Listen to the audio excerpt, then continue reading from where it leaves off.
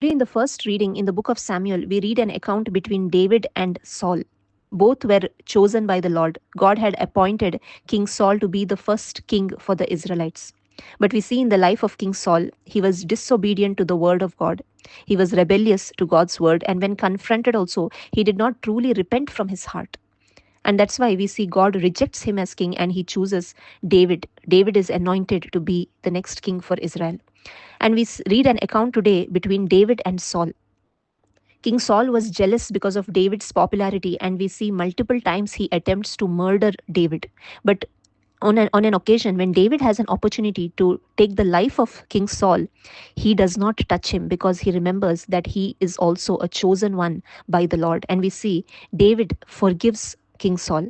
And we see in the life of King David, his heart was given totally and completely to the Lord, whereas King Saul did not give his heart completely to the Lord. And that's why we learn that even though God chooses people, so many times people fail to give themselves totally to the Lord. And in the gospel reading also, we see Jesus chooses 12 of his apostles, and in those 12 we see Judas Iscariot is also there.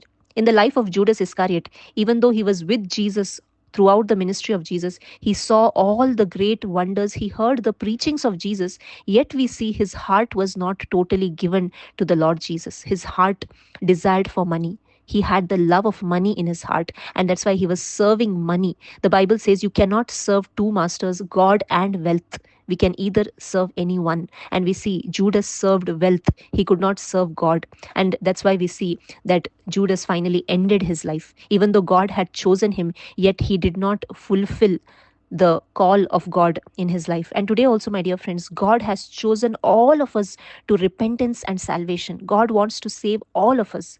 But how many of us have given our heart totally to the Lord? We read in Jeremiah chapter 17 verses 10, God says, I, the Lord, search the heart and I test the mind.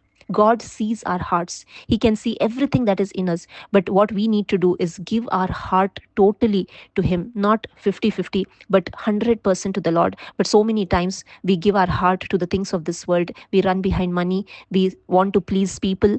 We want fame. We want name. We think about all the other things that this world can offer us, and we fail to be obedient to God. We fail to be obedient to His word. My dear friends, today let us examine our hearts. God desires a humble and contrite heart, a heart that can serve Him faithfully and truly, that can give ourselves totally to Him. Let us remember it is only Jesus who gave His life for us, and He only can save us from our sins. So let us give ourselves totally to Him by hearing His gospel, understanding the great sacrifice that Jesus has done for us. He gave His life for us so that we can give our heart to Him. Thank you. God bless you.